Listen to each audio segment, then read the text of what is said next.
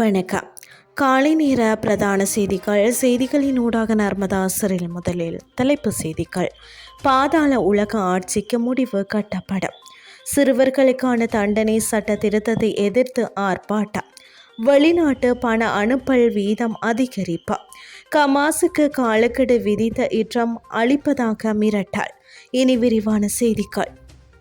வீழ்ச்சியடைந்த நாட்டின் பொருளாதாரத்தை மீண்டும் கட்டியெழுப்புவதோடு அனைத்து வகையிலும் சரிவடைந்துள்ள சமூகத்தை சீர்படுத்தும் பொறுப்பையும் அரசாங்கம் ஏற்றுக்கொண்டுள்ளதாக ஜனாதிபதி அனுரகுமார திசாநாயக்க தெரிவித்தார்.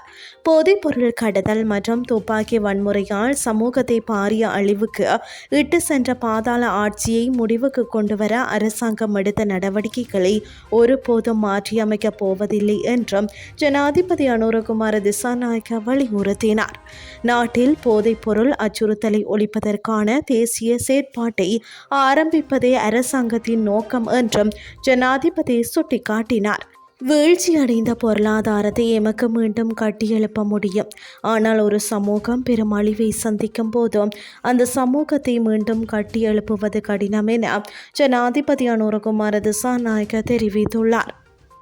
சிறுவர்களுக்கான உடல் ரீதியான தண்டனையை தடை செய்யும் வகையில் முன்மொழியப்பட்ட தண்டனை சட்ட திருத்தத்தை எதிர்த்து விமல் வீரவன்சவின் தேசிய சுதந்திர முன்னணி கல்வி அமைச்சுக்கு வெளியே ஒரு ஆர்ப்பாட்டத்தை நடத்தியது.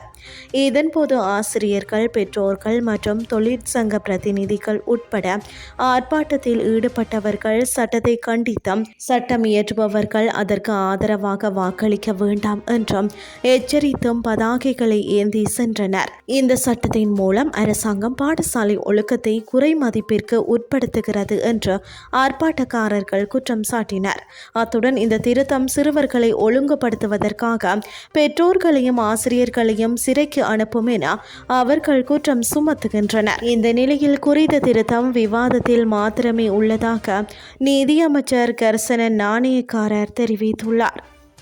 வெளிநாட்டு பண அனுப்பல் தற்போது அதிகரித்து வருவதாக தெரிவிக்கப்பட்டுள்ளது.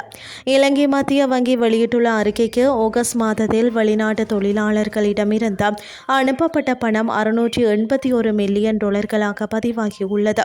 இது 17.9% வளர்ச்சி என குறிப்பிடப்பட்டுள்ளது.